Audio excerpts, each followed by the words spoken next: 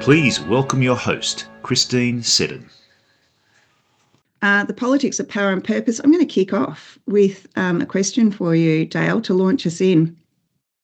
Are the power dynamics of the past fit to empower the future? Love it. Yeah, look, so let me frame this up for everyone. And as I do, start to consider this question. And we'll pose questions across the session.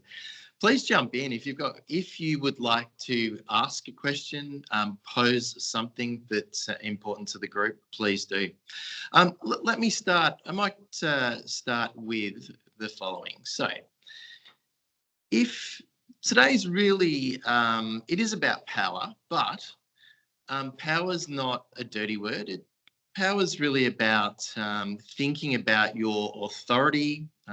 It's about influence.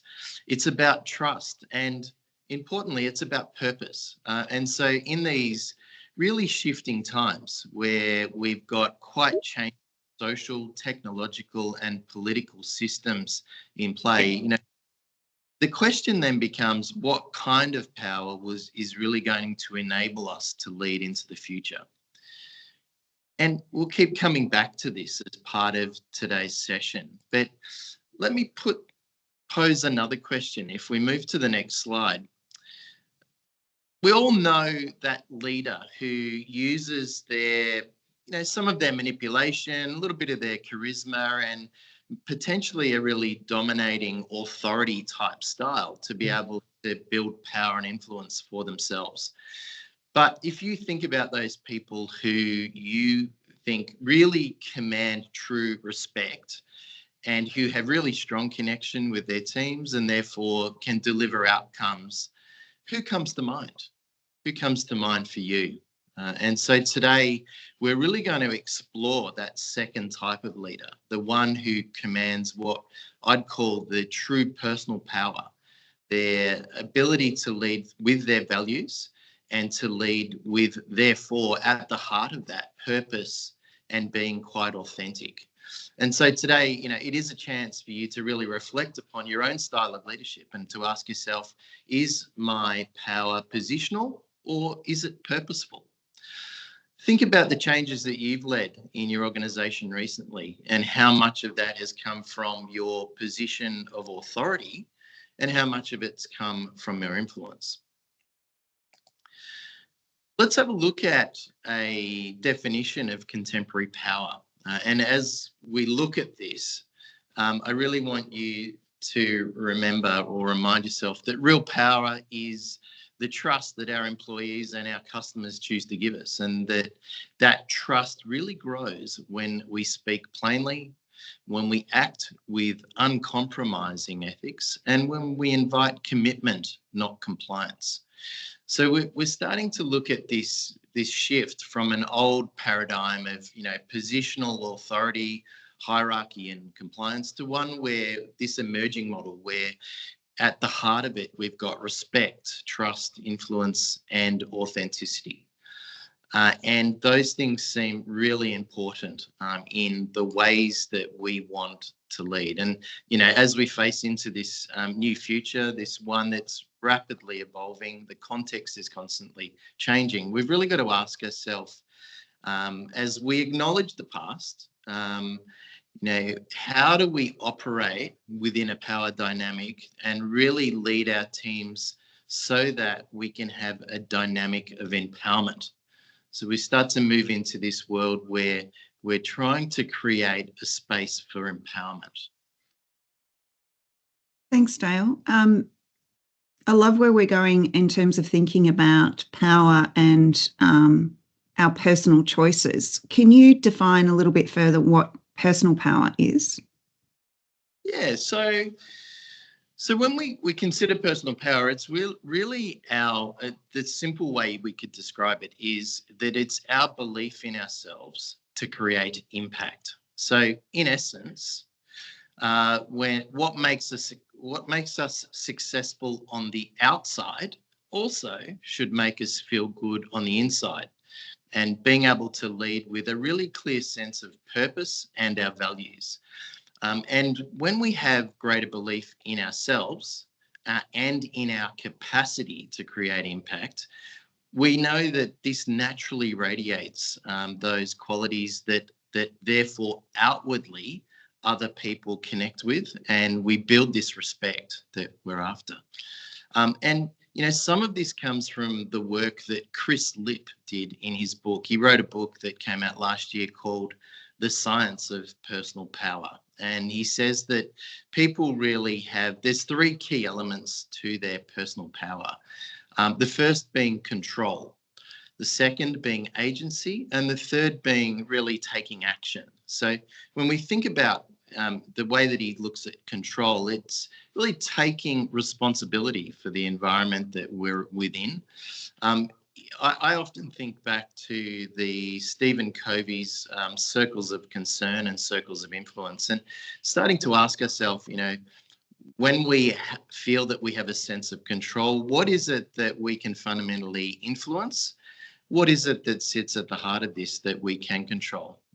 That's the first piece. The second piece that he talks about around control is really the ability for us to be emotionally agile and control our emotions and control our state. The second he talks about is around agency. And this is really this internal orientation whereby we can respond to some of our inner signals and our core values, of course, versus the external single events and things that potentially trigger us. So how much agency are we holding there to manage around that? And then thirdly, he talks about action. Yeah. So are we compelled to take action that is in line with our values, right? Can we take action in line with our values? And, we can think about people that are, say, whistleblowers in organisations. They have a sense of control. They certainly have agency, and then they have this conviction to take action very much in line with what they perceive is ethically appropriate and obviously aligned with their values. Thanks, Dale. I'm curious to hear what the rest of the team thinks about this and these definitions around positional power and personal power and how we see it showing up. And it was great to hear you explain some of the research that Chris Lipp has done and the references back to Covey. Can I invite people just to share with the team what resonates with you about positional power? Do you see this happening still in organisations? Is this one of your sort of weaker points potentially in terms of positional power, do you notice this in organisational cultures? So let's explore positional power first, and then we might move over to personal power. I'm just going to stop sharing this screen because I can't actually see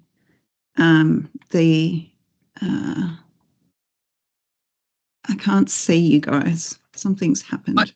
Well, whilst you're doing that, and yeah. Please, we'd love some questions and comments. I'll just sort of say this. As we look at really a definition of personal and positional power, it's not either or. We of course we need both, but we know that your personal power really emerges from some of your individual traits being really quite authentic and aligned with your values, and we know that builds the credibility that you need, and of course your personal power is regardless of your formal job title or roles that you hold within either an organisation or community. And we know that people that hold personal power at the heart of the way that they lead have better outcomes in terms of the way they motivate, the way they build trust, the way that they have a lasting impact, not only on individuals, but across cultures as well. Whereas, your positional power, it tends to come from a place of compliance and it doesn't move with you. Yeah. So, we want to consider some of those things as really important. I might Dale, stop. Yeah, thank you. Sorry, Dale. So we've got some notes, some thoughts coming through in the chat. Julie says, and I think this is quite interesting, Julie, you've popped in there, trying hard not to think of the US political leaders, and we've got a couple of emojis emerging there. Because maybe, I mean, this is quite an interesting question in terms of Trump's purpose and his use of his power, his position. Julie, should we invite you to share some of your reflections? Thanks, Christine. I said I was trying not to think of them. Yeah. It just jumped into my head the minute you introduced the content. It seems so obvious too, and in such an extreme way, I suppose. So it's great lessons to us to see such an extreme view of difference, just particularly because there's all the celebrations of Barack Obama centres being opened and the speeches made about him, etc., as a reminder of someone who had a long history of doing quite good work in community and so on. It's probably earned his power a lot more, but yeah, nothing more to add.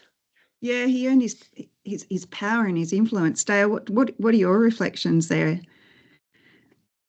Look, what we tend to see is that leaders who lead with a starting point and a sense of personal power, and therefore purposeful power, what they don't do, I might start there, what they don't do is they don't affirm their capabilities. They don't have a need to tell us that they are right, that they're doing a deal, that they have won or whatever it is. But what they do is that they affirm their values and their purpose, and they create a narrative that we connect to intrinsically, that starts from a position of why. Why is this important to us, before they move to how or what we've achieved? And it often starts with a set of beliefs that are the societal type beliefs or their own personal beliefs. It could be their organisational beliefs. And hopefully your personal and organisational or societal beliefs are fairly interlinked as well. That's the starting point. Yeah. Great response. It's so interesting. Conrad, and I can see a question here actually from Sebastian's you've got your hand up. So let's go to Sebastian first, and then I'm quite keen to see some of the thoughts coming here around how we respond.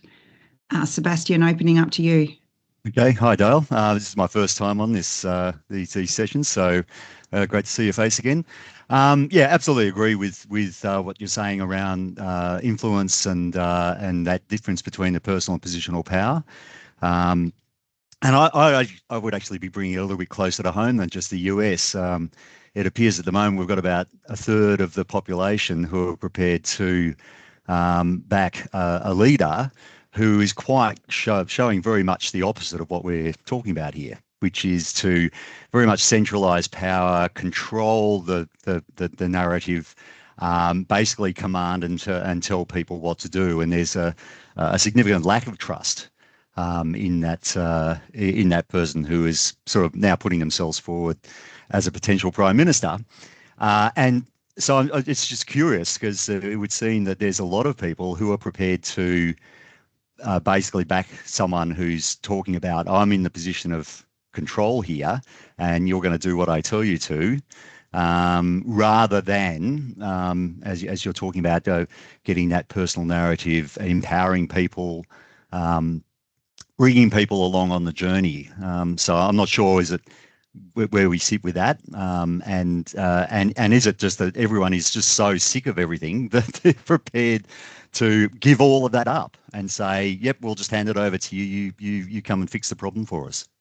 Yeah, it's interesting because we're talking about polarities to some extent, aren't we? And what people can potentially gravitate to, that is sort of more extrinsic, and can get a quick reaction. And when we see leaders that really think through the fundamental purpose or beliefs that we hold and link that in a really authentic way through values-based leadership that we know connects with people, who we are or what we represent and how that's important. We're connecting in that sort of emotional part of our brain quite differently. So we can move into a more reward-based part of the brain from a neuroscience perspective, or a more threat type polarizing approach. And when we do this, when we get this purpose-driven type messaging that comes through, it really starts to focus on what's important to that person, but potentially to that community. And it helps to start reframing perspectives into bigger picture. So leaders that start to use purpose at the heart of the way they communicate and influence are able to help groups to take perspective differently rather than to move between the polarities. It helps us to actually think in a much more abstract way versus starting with the why, starting with a really concrete thing around data and the what's the information, or what's even some of the opinions that are out there that can potentially divide. And this approach, that if we take an approach that helps us to communicate starting with purpose, we can manage the politics. It really unlocks different ways that we're able to be perceived, and the way that we build that really respected power that someone like, say, Barack Obama was able to do in the way he communicated. Whether you believed in everything that he delivered, the way that he communicated that was somewhat empowering, and really built that, what I'd call vertical development, or that capacity for more for others to be able to think quite positively about the future, even in a really complex and changing world. Thanks, Dale. I'm just noticing in the chat here, I mean, this has just really opened up the dialogue. Conrad, in hearing what you're saying, the team is saying something's quite similar as well, and noticing when positional power is used, people can sometimes respond in a very passive way. Conrad, I'm going to open up to you. Any additional thoughts that you want to add on to what Dale has just been sharing, or further reflections? That was the best thought I've had all week, so probably won't have too much more to add. But I was just reflecting as Dale was introducing the concepts, and I looked at it from the perspective of a recent exercise I did with our team, where I got down to the people that are not my direct reports, but the ones underneath that. So really getting into the heart of the team. And we've tried over a couple of years to do different things around the sort of corporate hygiene stuff, setting meetings, running agendas, doing those real basic things, communication, connection, those type of activities. And when you do that and you just sort of force it onto people, there's no buy-in. People just turn up, cameras are off. There's a lack of engagement, and there's probably more complaints than anything else. But when I asked people, what's the one thing that we could do better, or what's the one thing that's missing, it's actually their personal answers that really opened up what I'm actually really wanting is this type of update. And it was quite common as I got through the discussions. So what I was trying to do out of that example was connect with the people, rather than say, look, I'm the person at the top setting an agenda or setting the way we do things. What do you need? So people were able to buy into that conversation and actually really give us a commitment to, well, if you do this, then I'll go with you. Whereas if previously we've said, we'll just do standing update around the grounds, they're going to tune out. So there's just something really simple like that sort of illustrates that when you're setting it positionally versus getting to the heart of what's tapping into people's values. So that's sort of the story I thought that came up for me when Dale was sort of setting the scene. Yeah, thank you, Conrad. And I'm totally agree with you in terms of this.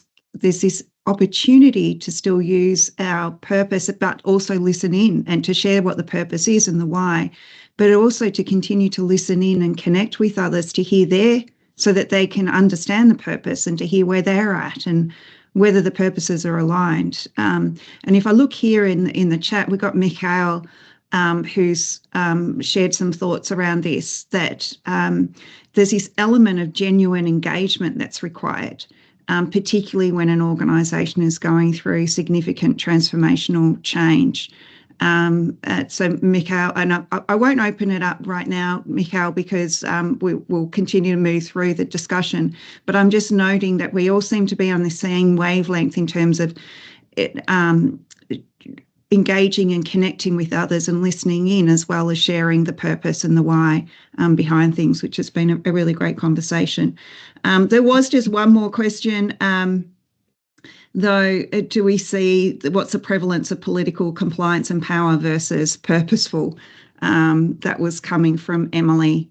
Any thoughts on that? Do we see behaviours in organisations that we're tending more to taking up our power or our authority to influence over using purpose? Any thoughts on that, Dale? Yeah, absolutely. So my thoughts are, and we often do this with groups. We get people to really think about what are the influence tactics that are most appropriate for the problem you're solving for, right? And typically, and this comes from the work of Jen Overbeck from Melbourne Business School. It kind of builds on the work of Yulk and some of Zenger and Folkman's work. And essentially, you've got to start with what's the outcome I'm after? Am I after compliance? Am I after a way of reducing resistance from groups or people? Am I after a way of kind of building commitment? And therefore, what are the most appropriate influencing tactics to use? Because some of the tactics we use can be, fairly harsh and hard, like pressure tactics, very compliance-based type things where we might get coalitions and there's certain punishment if you don't do that. Whereas what we tend to use the least, that either reduces resistance or starts to build commitment, is this idea of building a narrative around why we're doing it, how it fits into a bigger picture, and then doing some of that consultation that Conrad was describing as well. Like, our ability to actually get people involved, get their views and consult with them appropriately. And of course, the tension is often in how much time we've got to do that. When we're moving through changes, often we are pressed for time. And so we shortcut things that actually are going to really support us to be able to have influence. But the influence is about connecting intrinsically with others and being able to bring them on the journey and help them to feel that they're part of the solution with that. And that tension lies there with us and has done for many years. Yeah, thanks, Dale. I think it's so important to notice that we're all at risk potentially of falling into the trap of positional power when we've got tight timeframes and urgency going on in the system. And so then it really forces us to move back into a high level of purpose, doesn't it? I'm going to pause here and then move and go back into the slides. Is that all right, team? That'd be great. Yep. I'll just make one other comment on this. And it comes from the work that in the book, The Science of Personal Power. What Chris Lipp talks about is, and they actually did this research. They said, if you were going for an interview, for example, and 20 minutes before the interview, you sat down and wrote out your 5 top personal values and why those values are important to you in your life, not in the job that you're going for, but just in your life more generally. By simply doing that and nothing else. So of course, you've prepped for the interview, but if you simply do that and nothing else, when you walk into the interview, you are twice as likely to get the job.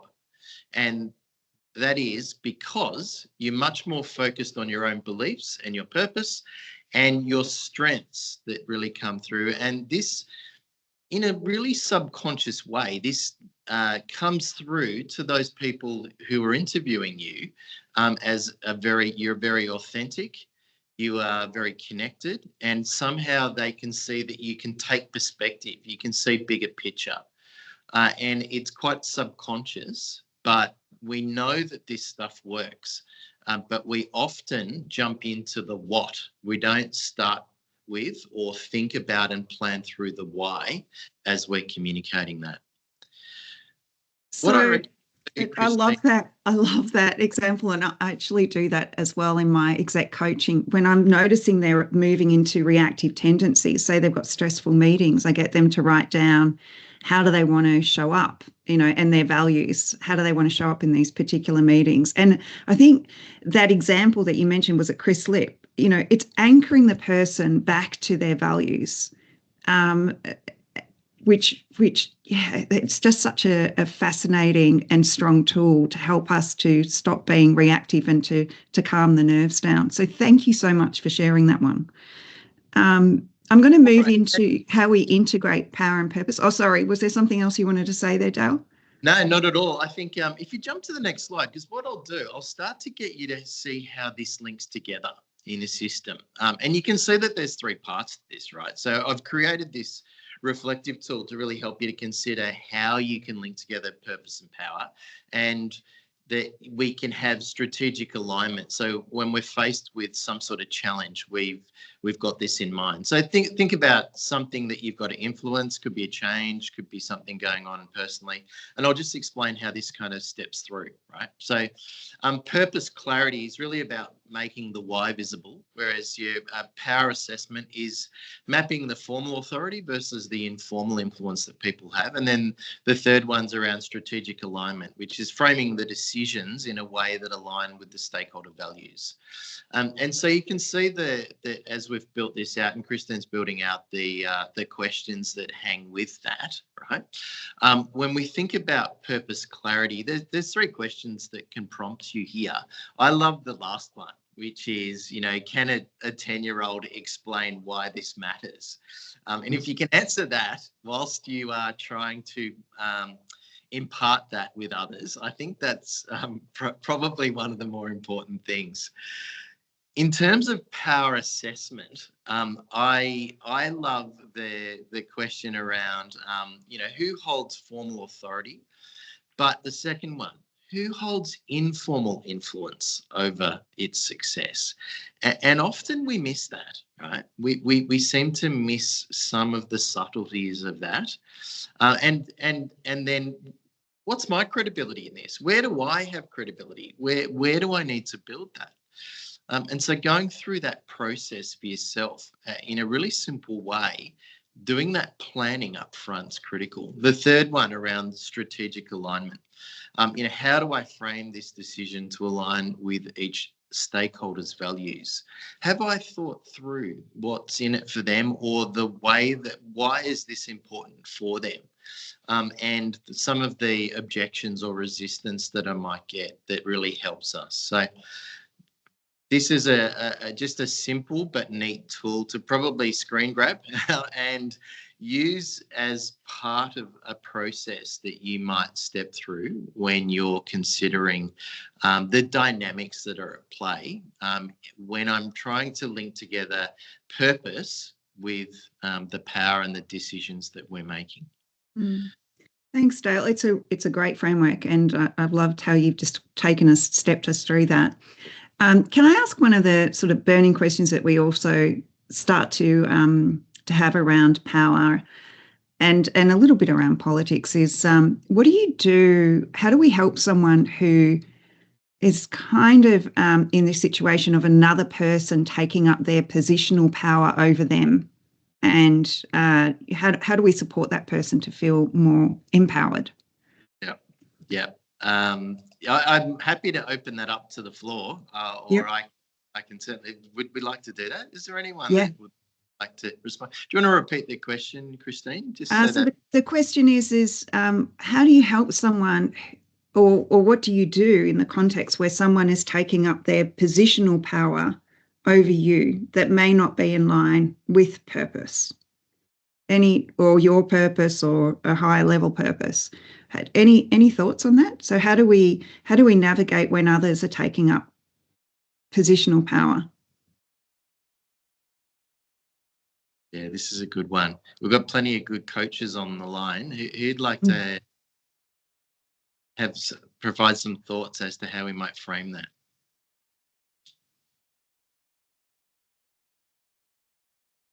Oh, I think I've asked a tricky question. Sorry. I'll have a go at it. Yeah. I spend my days trying to rescue people from their managers who take up positional power and won't let them out of their range of power. And sometimes they just have to leave if they can't negotiate with their managers to have more authority and empowerment. And it's tragic to see, but of course the old adage is that people leave managers, they don't leave organisations. And it's still there, it's very much there, especially while there's so much anxiety in organisations and in the world itself. So I think it's becoming even more prevalent that people are hanging on to their positional power and wielding it excessively. Yeah, thanks, Judy. I often do an activity with groups. It's kind of aligned to cognitive behavioural therapy, but it's essentially the ABCDE process. So what we start to do is get people to think about what are their common thinking traps that they have. So when they feel some threat to the positional power and that type of leadership style that's occurring for them, why are they being triggered or reacting in that way? What are their values that are being crossed that mean that if I can understand a little bit about that and why I'm therefore reacting in this thinking or emotional way, then I can potentially change the assumptions around which I'm framing this. So I can remove myself a little from the feeling of being in it to potentially getting, out on and looking from the balcony back in and saying, what is it that's frustrating me? What is it that's threatening me about this that I need to hold? And if I can understand a little bit of that, I'm more likely to be able to respond versus react to that when in that threat mode. And working at that, building that emotional agility or some of the thinking traps. And we're trying to get them to do a little bit of what you might have, Keegan and Leahy talk about in the Immunity to Change book around some of our worries and some of our beliefs in cognitive behavioural therapy and using the ABCDE approach, trying to get to those beliefs. But fundamentally, we're talking about values, right? And we know how hard it is to shift those things, but it's more about being conscious of them, I think, is important. Thank you, Dale, and thank you also, Judy, for sharing your experience with this. I love that response in terms of taking sort of a third person view so that you can start to separate yourself from what's actually happening and take the emotion out of it and then anchor back to values. I think that's kind of where you're going in terms of the is that fair to say? So you're separating so you can take a balcony view of what's actually happening, and that helps you to gather different perspectives of what might be going on and then to feel less emotional about it. Yeah. Okay. Any other questions or thoughts from the team? I'll just I'll pop my hand up. Sorry, Sebastian. I think that thing around people assuming that positional power when they're under threat, I think it's really valuable insight. I hadn't thought about that side of why people might exert their positional power, even if they don't always do it, but when they're in that threat mode. And I suppose one of the things that I would say to people, when you've got someone who is in that positional power, what you don't want to do is threaten them. You don't want to put them in a position where they feel like their power is going to be taken away from them. That really isn't going to land well with them. It's going to entrench that positional power and that, reliance on compliance even more. So it is about, even though it almost goes against, the grain. It is about working with that person, and helping. Maybe that's why the strategy that a lot of people do take with Trump, because they recognise just putting him under threat is we're going to lose this fight straight away. But if we actually, sort of acquiesce to him somewhat, or pump him up, that's going to actually at least give us a place at the table and have us heard. So just a thought. Ingratiation and stroking someone's ego is certainly a tactic we've seen many nations take with him, in combination with others. Yeah, absolutely. Great. I'm loving it. Won't always agree with the way that they're doing it, but we're going to understand why. Let's just hope that Iran doesn't try to move back into its positional power. Anyway, we digress. How about you take us through, Dale, power dynamics now, and unpack that one for us. Brilliant. Yeah, this is the last piece for me. So we'll just turn to stakeholder power dynamics, and really we want you to just, obviously, organisations are political ecosystems, and if we look at the definition of politics, so if I just bring the word politics in, and I looked at sort of the Oxford Dictionary version, but the one that came through that really resonated was, it's really the process by which groups of people make collective decisions, resolve conflicts, and distribute power and resources within an ecosystem, which sounds very different to the way that we often think about politics. And so we should look at politics as a really healthy thing, and something that we know that executives need to lean into. And therefore, inside organisations, the power comes from the professional respect and relationship trust and communication that we have. And you can see that the three lenses that we're bringing here. So internal politics is focused on our staff, and it could be on our alliance partners that we have. And it's really about credibility and accessibility. The external politics piece in blue there is focused on customers and community, and they hold influence through values and expectations, whereas our governance politics is focused on the board and maybe the system or the government as well. And they hold power through fiscal responsibility and compliance. And what we can see is some of the common traps. And the traps that we often fall into is we assume that because we have a vision, others automatically share that as well, or that if we explain the process, here's the what, enough times, that somehow people will come along on the journey. But in organisations, over-explaining the process and under-communicating the purpose is just that classic mistake. I'm really lucky. I work with a number of schools, independent schools particularly, in this space, and was chatting to one of the principals that we work with, and she had introduced a major curriculum redesign, and they'd invested huge amounts of time and effort into explaining the logistics behind it, the timetabling changes, the assessment framework, all the reporting processes, and the staff were broadly on board, but the parents, when they were describing this, nodded politely. But what she was saying was, I could sort of sense that the resistance was building. And so I said, well, why is that? She said, well, it's because the parents, what they really wanted to know upon reflection was quite simple.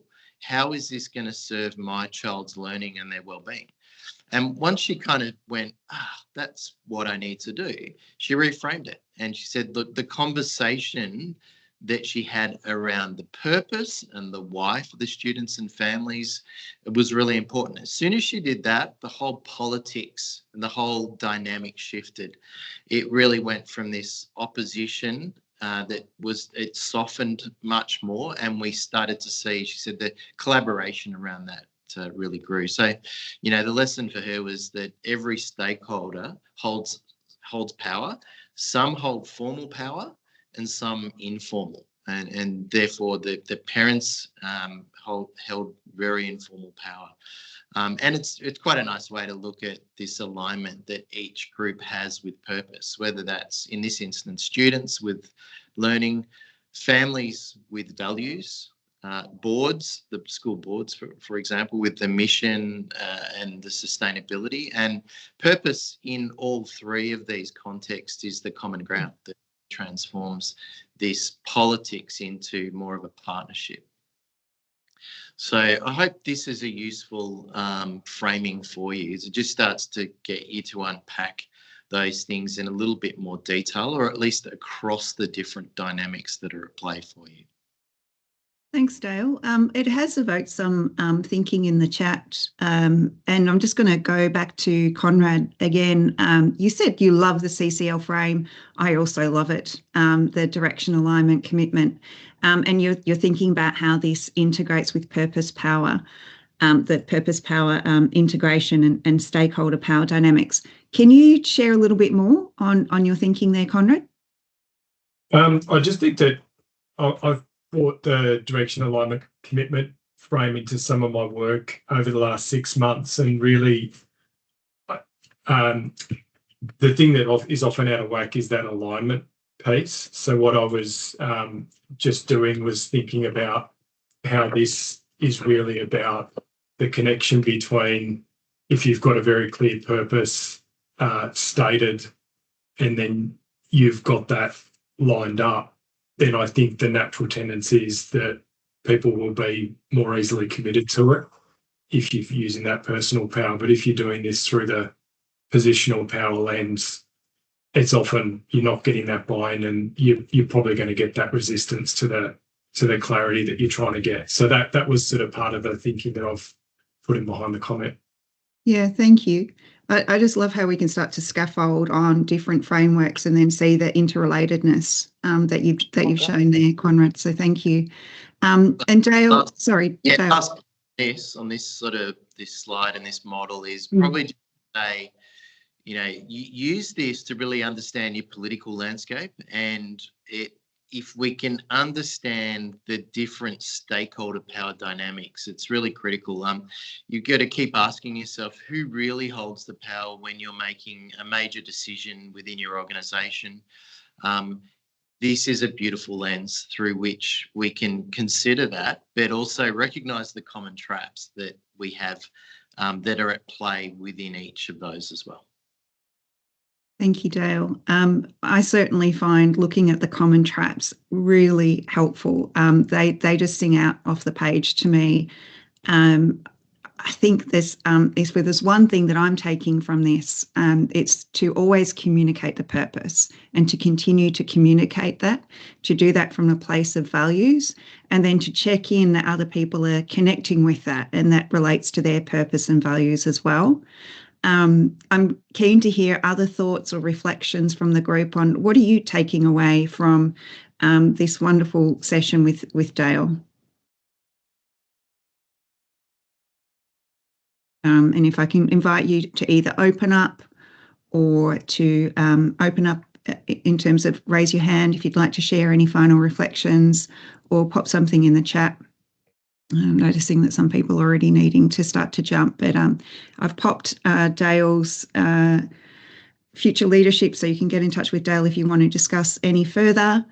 Otherwise, any key thoughts or reflections from the group on power and purpose and what's resonating? Okay, Vivian Green, clarity of values. Lovely, thank you. Vivian, can I invite you into the conversation just to help wrap us up? Yeah, that's fine. I've just on positional power, I'm finding that I'm going to say I'm older than the people that I manage, and there is real pushback about anything to do with positional power. It's like we're on a level playing field and they have as much authority as I would have. So having to adjust my style to go, okay, how does this work now? This is a changing landscape.